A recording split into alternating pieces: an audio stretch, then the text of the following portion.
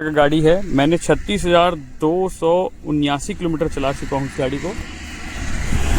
अभी देखने में आ रहा है कि एथर की गाड़ियों में यहाँ पर वाइज़र से बहुत आवाज़ आ रही है, कई लोग परेशान हैं। तो इसका जो सिंपल सॉल्यूशन है मैं जो किया हूँ वो आपको बता सकता हूँ। यहाँ पर सिलिकॉन जेली को हमने लगा दिया है, जो या पेस्ट है, इसको जो भी बोल सकते हैं।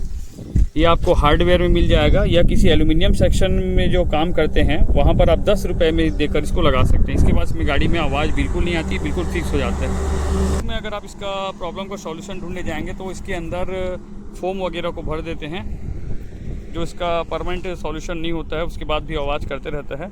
तो मुझे जो है सिलिकॉन जेल वाला जो विधि है वो पसंद आया।